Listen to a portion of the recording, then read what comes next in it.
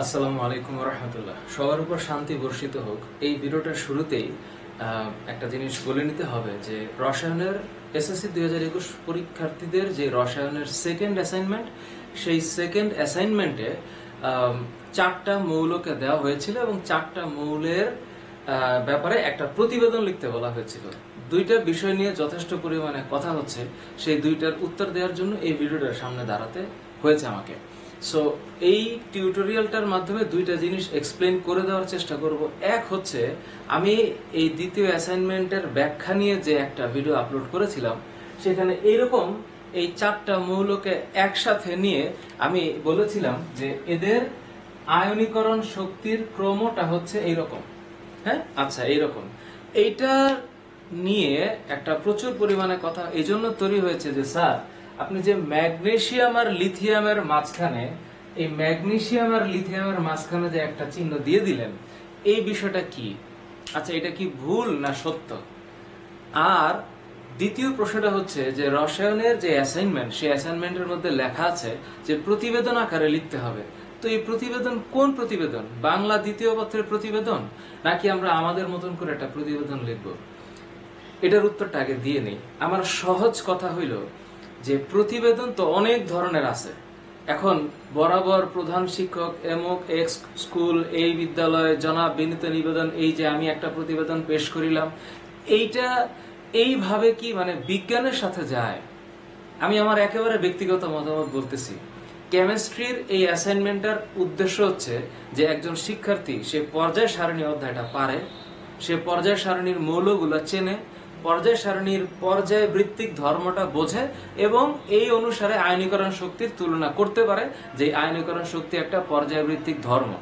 এখন আমার কথা হচ্ছে, এটাকে বাংলা দ্বিতীয় পত্রের মতন প্রতিবেদন লিখতে হবে কিনা এই সিদ্ধান্তটা আমি দিতে পারছি না, কারণ আমি তো আসলে প্রাতিষ্ঠানিকভাবে এখানে চিন্তা করছি না। আমার ব্যক্তিগত মতামত হচ্ছে যে এটা প্রাতিষ্ঠানিকভাবে লেখার কোনো দরকার নাই। এখন আমার কথা যেই সকল স্টুডেন্ট বা টিচারের কাছে যাবে, আমি বিনীত অনুরোধ করছি এটাকে একটু ভাবার জন্য। কারণ এখনকার স্টুডেন্টরা এমনি 15-16 মাস ধরে স্কুল কলেজ বন্ধ, তার উপর একটা প্রপার গাইডলাইনের অভাবে যদি এই ধরনের বিচিত্র দ্বিধাদ্বন্দ্বে থাকে, তাহলে লেখাপড়ার বিষয়টা আসলে একটা কঠিন হয়ে যায়। তা আমার সহজ কথা হচ্ছে, প্রতিবেদন মানে আমি যদি এটাকে একটু এক্সপ্লেইন করে আমার মতো একটা শিক্ষার্থী যদি নিজের মতন ব্যাখ্যা করে, তাহলে আমি তো দেখিনি এখানে কোনো ক্ষতি আছে। মানে বাংলা দ্বিতীয় পত্রের মতন করে ব্যাখ্যা করতে হবে, এই ধরনের নির্দেশনাও তো কোথাও নাই। তবে আমার কোন শিক্ষার্থী, তোমরা চেষ্টা করো যে তোমাদের বিদ্যালয়ের যিনি শিক্ষক আছেন, যিনি এই দায়িত্বে দায়িত্বরত, ওনার সাথে একটু যোগাযোগ করা যায় কিনা, যেন উনি একটা গাইডেন্স বা গাইডলাইন দিতে পারে, যদি উনি সঠিক হয়ে থাকেন। আমার কথা হচ্ছে যে বাংলা দ্বিতীয় পত্রের মতো সংবাদপত্রে বা প্রাতিষ্ঠানিক প্রতিবেদন লেখার নিয়ম তো আমিও দিছি, ভিডিও আছে আমার বাংলা দ্বিতীয় পত্রে, কিন্তু এইটা তো এই বিজ্ঞানের সাথে যায় না। মানে আমি একটা সিম্পল একটা রিপোর্ট লিখবো, এই 4টা জিনিস যেই 4টা নির্দেশিকায় দিয়েছে। সুতরাং আমার কথা হচ্ছে, তোমরা একটু স্কুলের টিচারের সাথে কমিউনিকেট করো। আমার তরফ থেকে যদি অ্যান্সার চাও, তাহলে আমার কথা হচ্ছে যে প্রতিবেদনটা লিখতে হবে স্বাভাবিকভাবে, যে আমি একটা মৌলগুলাকে, এগুলার ইলেকট্রন বিন্যাস আমি জানি, এগুলার ইলেকট্রন বিন্যাস থেকে পর্যায় সারণীতে এদের অবস্থান, পর্যায় এবং গ্রুপ আমি নির্ণয় করতে জানি, কারণ আমি ইলেকট্রন বিন্যাসও করতে পারি। ইলেকট্রন বিন্যাসে S block, P block, D block মৌলে যদি ইলেকট্রন থাকে, তাহলে কিভাবে হিসাব করতে হবে এটা আমার কেমিস্ট্রি বইয়ের মধ্যে আছে, আমি বইটা পড়েছি এবং আমি সেভাবে রিপোর্ট দিয়েছি। এবং কোনো টিচার যদি খুব স্বাভাবিক দৃষ্টিতে কোনো একটা স্টুডেন্টের এই অ্যাসাইনমেন্ট দেখে, সে জাজ করতেই পারবে, বিকজ এই 4টা মৌল খুবই সহজ। একেবারে প্রথম মানে গ্রুপ 1 এর, গ্রুপ 2 এর একেবারে প্রথম দিকের মৌলগুলো, যেগুলো আমরা সব সময় পড়ে আসছি এবং কমন। তো এখন আমার কথা হচ্ছে, তাহলে স্যার প্রথম কনফিউশনটা হচ্ছে যে আমি প্রতিবেদন আকারে লিখবো কিনা। আমার কথা হচ্ছে স্বাভাবিকভাবে একটু বিস্তৃত বর্ণনা করে লিখলেই হবে, কিন্তু বাংলা দ্বিতীয় পত্রের মতন লিখতে হবে, এই ব্যাপারে আমার ব্যক্তিগত কোনো সমর্থন নাই। গেল এক। দ্বিতীয়ত হচ্ছে, আমি যখন ভিডিও আপলোড করছিলাম, তখন এইভাবে 4টা লিখে দেওয়ার পরে স্টুডেন্টের ভিতরে একটা তুমুল চিন্তা ভাবনা শুরু হয়েছে, মানেটা কি? আমি কিন্তু এখানে ভুল কিছু লিখি নাই। আমি কিন্তু ঠিকই লিখছি যে বেরিলিয়ামের আয়নীকরণ শক্তি ম্যাগনেসিয়ামের চাইতে বেশি, ম্যাগনেসিয়ামের লিথিয়ামের চাইতে বেশি, লিথিয়ামের সোডিয়ামের চাইতে বেশি। তার মানে যেই 4টা মৌল অ্যাসাইনমেন্টে দেওয়া আছে, তার মধ্যে সবচাইতে বেশি আয়নীকরণ শক্তি হচ্ছে বেরিলিয়ামের এবং সবচেয়ে ছোট হচ্ছে সোডিয়ামের। তো এটা কেন? কারণ হচ্ছে আয়নীকরণ শক্তির সংজ্ঞায় আমরা কি পড়েছি, যে গ্যাসীয় অবস্থায় কোনো মৌলের সর্ববহিস্থ শক্তি স্তর থেকে একটি করে মোট 1 মোল ইলেকট্রন সরিয়ে একে ধনাত্মক আয়নে পরিণত করতে যে পরিমাণ শক্তির প্রয়োজন। এখন এটা কি ধর্ম? পর্যায়বৃত্তিক। কেন? কারণ এটা পরমাণুর আকারের সাথে যায়। এবার আমি তোমাদেরকে একটু ব্যাখ্যা করি যে আমি ওই ভিডিওতে যেটা মিস করেছি, যেটা আমি বলতে ভুলে গেছিলাম, সেটার কারণে তোমরা কনফিউশনে পড়ছো। সেটা হচ্ছে তোমাদের অ্যাসাইনমেন্টের নির্দেশিকায় দেওয়া ছিল যে গ্রুপ এবং পর্যায়ের ভিন্নতার ভিত্তিতে মোট 4 জোড়া, টোটাল 4 জোড়া মানে মৌল সমূহের ক্ষেত্রে আয়নীকরণ শক্তির তুলনা। এখন স্টুডেন্টের মধ্যে এইটা কনফিউশন হয়েছে যে 4 জোড়া মানে কি। আচ্ছা, এইবার তোমরা আমারে বলো, আমি যে এটা এককভাবে লিখে দিছি এটা তো তোমাদের স্বাভাবিক বোঝার জন্য, যে আমি জানি বেরিলিয়ামের আয়নীকরণ শক্তি হচ্ছে 899 কিলোজুল পার মোল বেরিলিয়ামের, ম্যাগনেসিয়ামের হচ্ছে 737 কিলোজুল পার মোল, এই লিথিয়ামের হচ্ছে 513 কিলোজুল পার মোল, আর সোডিয়ামের হচ্ছে এই 496 কিলোজুল পার মোল। তাহলে নর্মাল হিসাবে আমি দেখতে পাচ্ছি যে অ্যাকচুয়ালি এটা হচ্ছে ঠিক, কিন্তু ভুলটা হয়েছে কোথায়? যখন আমি এই ম্যাগনেসিয়ামের সাথে লিথিয়ামকে তুলনা করে ফেলছি, যেটার আসলে দরকার ছিল না। কেন? কারণ আমি যদি খেয়াল করি পর্যায় number hydrogen helium lithium beryllium, তাহলে এই যে পর্যায়, এটা হচ্ছে পর্যায় নাম্বার 2, দ্বিতীয় পর্যায়ের মৌল এরা, আর এটা হচ্ছে তৃতীয় পর্যায়ের মৌল। আমরা এটা ইলেকট্রন বিন্যাস করে টের পাইছিলাম। আর এইটা যদি আমি হিসাব করি, এটা হচ্ছে গ্রুপ নাম্বার 1 আর এটা হচ্ছে গ্রুপ নাম্বার 2। এখন আমার গ্রুপ আর পর্যায়ের ভিন্নতার ভিত্তিতে কয় জোড়া মৌল হইতে পারে? 4 জোড়া। কিভাবে? এইভাবে হইতে পারে। আমি যদি গ্রুপের ক্ষেত্রে চিন্তা করি, গ্রুপ যদি আমি এইভাবে লিখি যে গ্রুপ 1, তাহলে এই যে আমি যদি হিসাব করি যে গ্রুপ 1 এর মধ্যে কয়টা মৌল আছে? আমার ডেটা অনুসারে 2টা, লিথিয়াম আর সোডিয়াম। আচ্ছা, তাহলে গ্রুপ 1 এ এই পাশে আছে লিথিয়াম আর আছে সোডিয়াম। এবার আমি যদি গ্রুপ 2 এ চিন্তা করি, তাহলে কে কে আছে? বেরিলিয়াম আর ম্যাগনেসিয়াম। লিখলাম বেরিলিয়াম আর ম্যাগনেসিয়াম। এখন আমি যদি পর্যায় 2 চিন্তা করি, যে ঠিক আছে এখন পর্যায় 2 চিন্তা করতেছি, তো পর্যায় 2 বা দ্বিতীয় পর্যায় আমরা যদি এভাবে লিখি, যে দ্বিতীয় পর্যায়ে রোমানে যদি না লিখি, যে আমরা লিখলাম হচ্ছে দ্বিতীয় পর্যায়। তো দ্বিতীয় পর্যায়ে কে কে মৌল আছে? এইবার আছে হচ্ছে লিথিয়াম আর বেরিলিয়াম। এখন আমি যদি তৃতীয় পর্যায়ে চিন্তা করি, যে তৃতীয় পর্যায়, এইটা কোনটা? তৃতীয় পর্যায়ে আছে সোডিয়াম আর হচ্ছে ম্যাগনেসিয়াম। তাহলে আমি কি 4 জোড়া মৌল পাই না? পাই। এই যে 1 জোড়া, 2 জোড়া, 3 জোড়া, 4 জোড়া, যেটা আমি মিস করে গেছিলাম। এখন এই যে 4 জোড়া মৌল আমি পাইলাম, এই 4 জোড়া মৌল কিসের ভিন্নতার ভিত্তিতে পাইলাম? গ্রুপ আর পর্যায়। আমার মৌল 4টা, কিন্তু 4 জোড়া হবে। গ্রুপ পর্যায় 2টা, গ্রুপ 2টা। এই কারণে দেখো আমি যেখানে ম্যাগনেসিয়ামের সাথে লিথিয়ামকে নিয়ে আসছি, এখানে কোথাও কিন্তু ম্যাগনেসিয়ামের সাথে লিথিয়ামের তুলনাই দেওয়া দরকার নেই। আমার তুলনা দেওয়া দরকার হচ্ছে লিথিয়ামের সাথে বেরিলিয়ামের, লিথিয়ামের সাথে সোডিয়ামের, ঠিক আছে, বেরিলিয়ামের সাথে ম্যাগনেসিয়ামের, সোডিয়ামের সাথে ম্যাগনেসিয়ামের। কিন্তু ঘটনাটা হয়েছে, তোমরা যে কারণে কনফিউশন হয়েছো, আমার একটা জায়গার মধ্যে এইটার সাথে এইটার তুলনা হয়ে গেছে, which is right, বাট এটা মেনশন করার দরকার নাই। তাহলে আমরা কিভাবে লিখব? আমরা ওই যে নির্দেশিকায় গ নাম্বার, মানে যদিও এটা প্রতিবেদন, অনেকে এটাও বলছে স্যার আমি কি ক খ গ ঘ করে লিখবো? এখানে তো ক খ গ ঘ নাই, একটা রিপোর্ট লিখতে হবে বিস্তারিত ভাবে।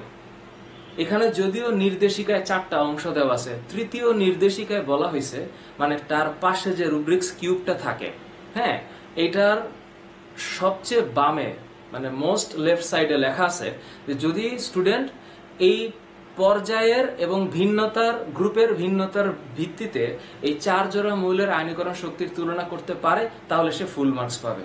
এখন আমি তুলনা করব। আমি কিভাবে তুলনা করব? তোমাদের বইয়ের মধ্যে যে লেখা আছে, তোমাদের বইয়ের অবশ্যই তোমাদের বইয়ের মধ্যে এই আয়নীকরণ শক্তিটা আছে 72 নম্বর পৃষ্ঠায়, তোমরা জানো তো। 72 নম্বর পৃষ্ঠার আয়নীকরণ শক্তির যে ব্যাখ্যা তোমাদের বইয়ের মধ্যে আছে, এই যে এখানে আমি গতদিনও বলছি, এখানে একটা সিম্পল লাইন লেখা আছে যে কোনো পর্যায়ের বাম দিক থেকে যদি ডান দিকে যাওয়া যায় পারমাণবিক আকার কমবে। সোজা হিসাব, পারমাণবিক আকার কমলে আয়নীকরণ শক্তি বাড়ে, এতে কোনো ভুল নাই। আর যদি পারমাণবিক আকার বাড়ে তাহলে আয়নীকরণ শক্তি কমবে। যদি পারমাণবিক আকার কমে আয়নীকরণ শক্তি বাড়বে।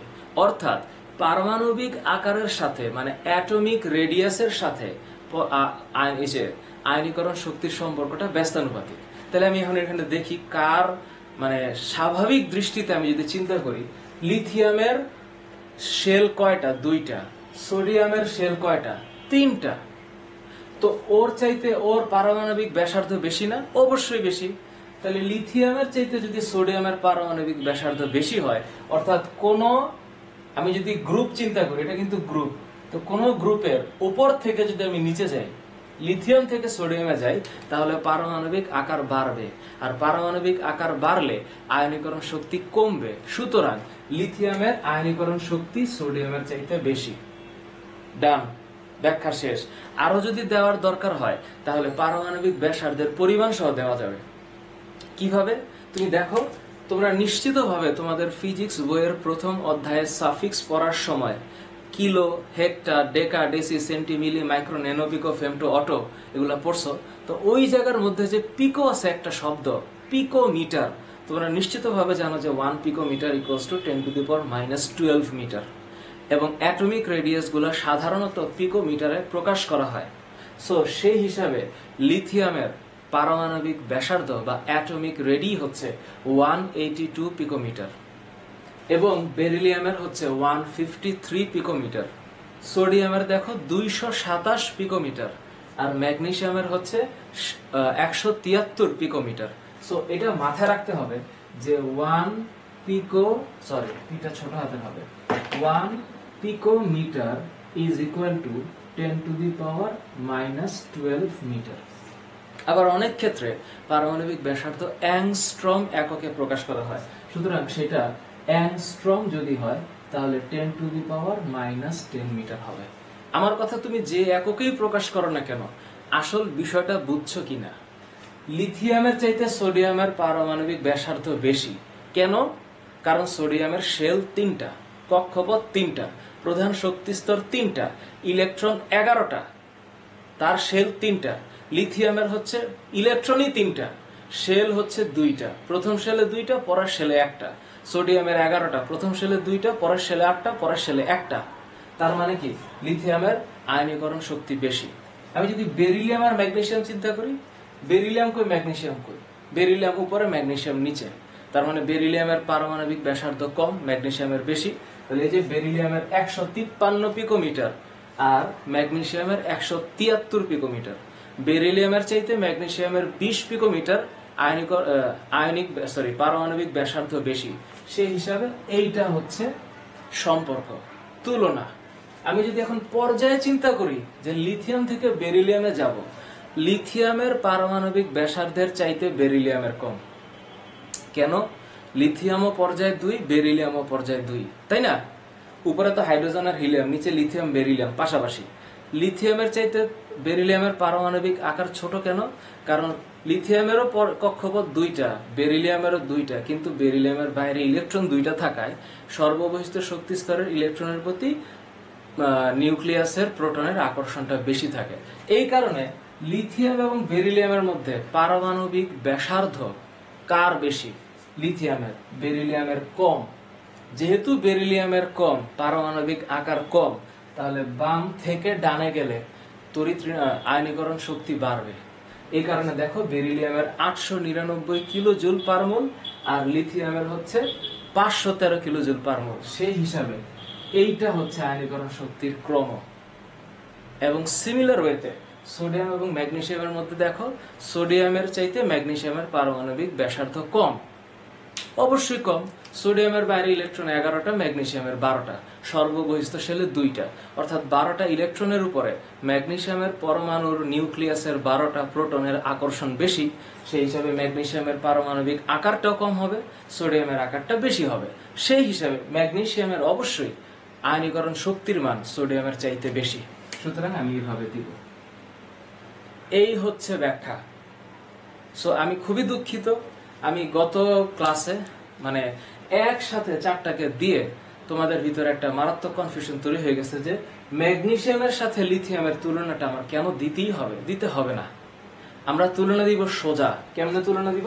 আমরা তুলনা দিব এইটার সাথে এইটার, এইটার সাথে এইটার, আবার তুলনা দিব এটার সাথে এইটার, এটার সাথে এইটার, একটু পর তুলনা দিব এইভাবে আর এইভাবে, তারপরে এইভাবে এইভাবে। আমি তুলনা দিয়ে ফেলছি ক্রস কানেকশন। এবং তোমরা যদি চাও এই ডেটাগুলা ব্যবহার করতে পারো, এই ডেটা ব্যবহার করতে পারো কিভাবে?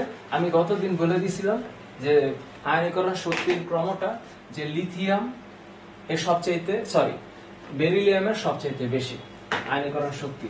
এখন এইটা আসলে তোমাদের দেওয়ার দরকার নাই। বেরিলিয়ামের পরে বেরিলিয়াম দেখো তোমার হচ্ছে গিয়ে 899 কিলোজুল পার মোল, ম্যাগনেসিয়ামের হচ্ছে 737 কিলোজুল পার মোল, তারপরে হচ্ছে লিথিয়াম এবং সবার শেষে হচ্ছে সোডিয়াম, হুইচ ইজ ওকে। তুমি যদি পারমাণবিক ব্যাসার্ধ স্যারকে বলে দিতে চাও বলতে পারো যে বেরিলিয়ামের পারমাণবিক ব্যাসার্ধ হচ্ছে 153 পিকোমিটার, মানে 153 into 10 to the power minus 12 metre. এটা বেরিলিয়ামের পারমাণবিক ব্যাসার্ধ। ম্যাগনেসিয়ামের কত? 173 পিকোমিটার, 173। লিথিয়ামের কত? 182 পিকোমিটার। সবচেয়ে বেশি সোডিয়ামের 227 পিকোমিটার। তার মানে কি? তার মানে আমি যত ওই পাশে যাচ্ছি, পারমাণবিক এটা মানে ব্যাসার্ধের পরিমাণটা দেখো কেমন ভাবে পরিবর্তন হচ্ছে। ঠিক একইভাবে আয়নীকরণ শক্তিটাও পরিবর্তিত হবে। সো তুমি যদি লেখো লিথিয়াম আর সোডিয়ামের চাইতে লিথিয়াম বেশি হবে, বেরিলিয়াম ম্যাগনেসিয়ামের চাইতে বেরিলিয়াম বেশি হবে, আবার লিথিয়াম বেরিলিয়ামের মধ্যে বেরিলিয়ামের বেশি, সোডিয়াম ম্যাগনেসিয়ামের মধ্যে ম্যাগনেসিয়ামের বেশি। এইবার পারবা? এইবার আর নিশ্চিতভাবে আমার জ্ঞান বুদ্ধির যে সীমানা, হ্যাঁ আমি এমনিতেই অনেক কম জানা মানুষ, তার মধ্যেও এই জ্ঞান বুদ্ধির সীমানা থেকে এতটুকু তোমাদেরকে বললাম। তোমরা প্রতিবেদন বাংলা দ্বিতীয় পত্রের মতো লিখবা, আমার কথা হচ্ছে না, তারপরে স্কুল টিচারের সাথে আলাপ করো। আর যেহেতু 3 নম্বর নির্দেশিকার ঘতে বলা হয়েছে যে 4 জোড়া মৌলের গ্রুপ আর পর্যায় ভিত্তিক ভিন্নতার ভিত্তিতে আয়নীকরণ শক্তির ক্রম দেখাও, তাহলে এই হচ্ছে ক্রম। গ্রুপ 1 এত, গ্রুপ 2 এত, দ্বিতীয় পর্যায়ে এত, তৃতীয় পর্যায়ে এত। এবং আমরা যদি ব্যাখ্যা করি, এই হচ্ছে এক্সপ্লেনেশন, শর্ট করে বললাম। তোমরা চাইলে তোমরা অবশ্যই এটাকে বিস্তৃত করে লিখবা, বড় করে লিখবা, নিজের মতন করে লিখবা।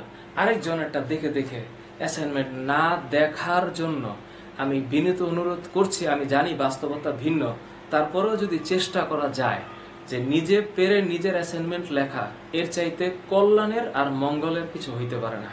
আমি জানি সারা দেশে তোমরা যারা এসএসসি পরীক্ষার্থী, তোমাদের ভিতরে একটা উদ্বেগ চলতেছে, একটা উৎকণ্ঠা আছে, কেমন করে লিখবো, পেন্সিল দিয়ে লিখবো না কলম দিয়ে লিখবো, একটু কাটাকাটি গেলে কি হবে, ফ্লুইড ব্যবহার করলে কি হবে, এত দুশ্চিন্তা নিয়ে কিন্তু হবে না। আস্তে ধীরে আগে রাফ করে এরপরে লিখো, চেষ্টা করো ভালো প্রেজেন্টেশন দেওয়ার। এটা হচ্ছে তোমাদের কাছে আমার এই টিউটোরিয়ালের শেষ কথা। পরবর্তীতে ইনশাল্লাহ যদি সুযোগ থাকে, যদি আল্লাহ তাআলা আমাকে কবুল করে, তাইলে হয়তো পরবর্তী ব্যাখ্যাগুলো নিয়ে তোমাদের সামনে হাজির হব। ঠিক আছে? এই শর্ট ভিডিওতে ক্লিয়ার হয়েছে? আমাকে জানাইও। আল্লাহ হাফেজ।